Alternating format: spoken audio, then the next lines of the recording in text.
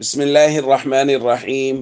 عن أبي موسى رضي الله تعالى عنه قال قال رسول الله صلى الله تعالى عليه وسلم: مثل الذي يذكر ربه والذي لا يذكر ربه مثل الحي والميت. رواہ البخاری۔ نبی کریم صلی اللہ علیہ وسلم نے ارشاد فرمایا، اس شخص کی مثال جو اپنے رب کو یاد کرتا ہے اور اس کی مثال جو اپنے رب کو یاد نہیں کرتا زندہ اور مردہ جیسی ہے۔ یعنی جو اللہ کو یاد کرتا ہے وہ زندہ اور جو یاد نہیں کرتا وہ مردہ ہے۔ اس کی وضاحت کچھ یوں سمجھ لیجئے کہ ہمارا یہ وجود دو چیزوں کا مجموعہ ہے، روح اور جسد۔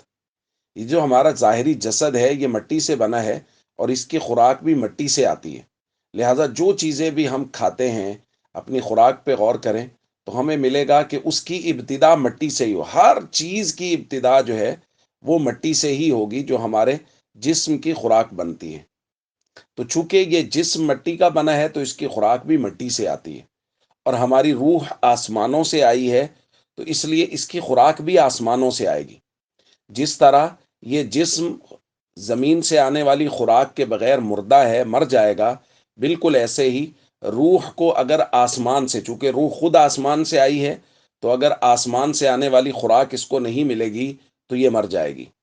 اسی کو نبی کریم صلی اللہ علیہ وسلم نے تعبیر کیا ہے کہ جو شخص اللہ کو یاد نہیں کرتا، اللہ کا ذکر نہیں کرتا، تو وہ تو چونکہ اپنی روح کو خوراک نہیں، غذا نہیں پہنچا رہا، تو اس وجہ سے اس کی روح گویا مردہ ہے۔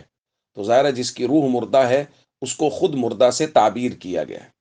اس لیے بھائی بہت ضروری ہے کہ ہم اس بات کو پہچانیں اور غور کریں کہ جو اللہ کا ذکر ہے، اللہ کی یاد ہے، یہ ہمارے دل کے تسکین کا باعث ہے، چونکہ جس طرح ہماری روح آسمان سے آئی ہے اس کی خوراک بھی آسمان سے ہی آئے گی، اور یہ ذکر بھی آسمان سے آیا۔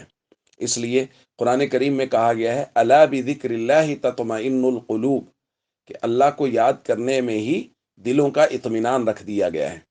لہذا ذکر کے لیے وقت نکالیں، اللہ کو یاد کریں، فرائض و ارکان اسلام کی پابندی کریں، تاکہ ہماری خوراک روحانی اور جسمانی دونوں پوری ہوتی رہیں اور ساتھ ساتھ ہمارے قلوب کو اطمینان حاصل ہو۔ السلام علیکم ورحمۃ اللہ